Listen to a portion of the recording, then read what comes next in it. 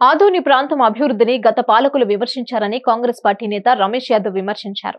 Congress party తరపున nomination దాఖలు చేసిన ఆయన తనను గెలిపిస్తే ఆదోనిని అభివృద్ధి పదంలో నడిపిస్తానని హామీ ఇచ్చారు. ఆదోని కాంగ్రెస్ పార్టీ ఎమ్మెల్యే అభ్యర్థి రమేష్ యాదవ్ నామినేషన్ కార్యక్రమం అట్టహాసంగా జరిగింది. రెండవ నామినేషన్ పత్రాలు దాఖలు చేశారు. స్థానిక సబ్ కలెక్టర్ కార్యాలయంలో నామినేషన్ పత్రాలను ఆదోని 146 ఎన్నికల రిటర్నింగ్ అధికారి సబ్ కలెక్టర్ శివనారాయణ శర్మకు నామినేషన్ పత్రాలు అందజేశారు. ఈ కార్యక్రమానికి కాంగ్రెస్ పార్టీ నేతలతో పాటు సిపిఎం, సిపిఐ పార్టీలకు చెందిన వందలాది మంది నేతలు హాజరయ్యారు. నామినేషన్ కార్యక్రమంలో దేవిశెట్టి ప్రకాష్, అజయ్ బాబు, కల్లుభావి రాజు, సుదర్శన్, విజయ్ తదితరులు పాల్గొన్నారు. నామినేషన్ దాఖలు చేసిన అనంతరం రమేష్ యాదవ్ కీలక వ్యాఖ్యలు చేశారు.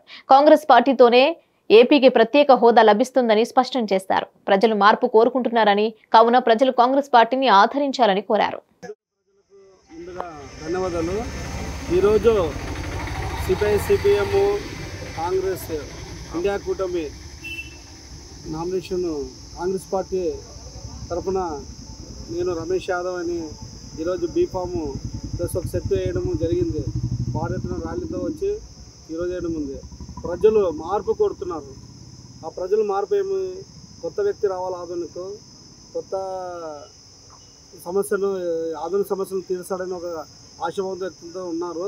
నేను ఆధుని డెవలప్మెంట్, ఆధుని అభివృద్ధి అన్ని రకాలుగా నేను చేసి చూపిస్తానని చెప్తున్నాను.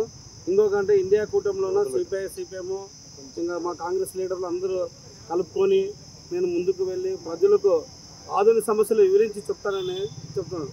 ఎందుకంటే గతంలోన వాళ్ళు ఒక్కొక్క నాయకుడు 20 ఏళ్ళు పాలించిన వ్యక్తులు ఉన్నారు.